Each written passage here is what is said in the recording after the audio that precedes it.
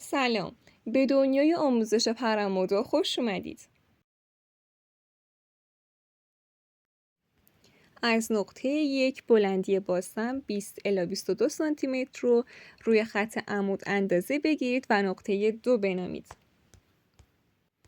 از نقطه یک قد دامن 61.5 سانتی متر را روی خط عمود اندازه بگیرید و نقطه 3 بنامید.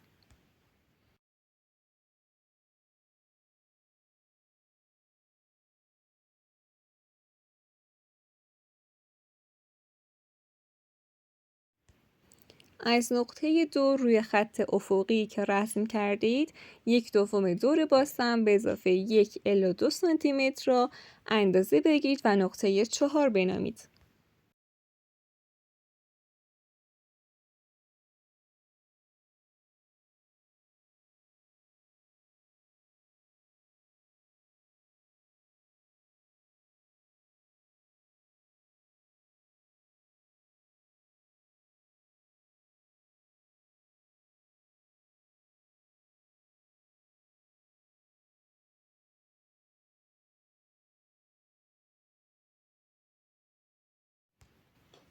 اندازه وسط خط 2 تا 4 رو تعیین کنید و اونو نقطه 5 بنامید.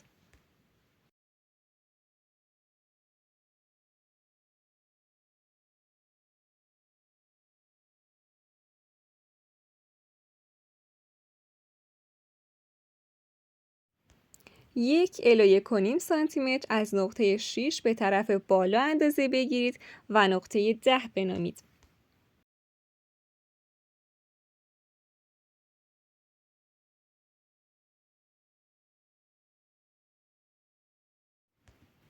برای به دست آوردن مقدار کل ساسونا ابتدا فاصله روی خط کمر الگو رو اندازه بگیرید، سپس مقدار نصف دور کمر به اضافه 1 رو از اون کم کنید. عدد به دست اومده مقدار اختلافی هستش که باید به صورت ساسون در کمر الگو تقسیم بشه. توی این سایز اختلاف کمر و باسن 12 سانتی متره.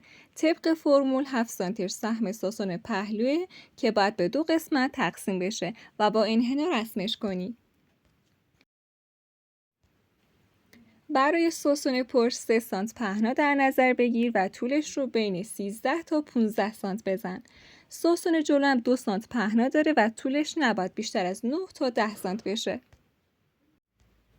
یادت باشه جای ساسون جلو حدود 6 تا 8 سانت از درز پهلو فاصله داره.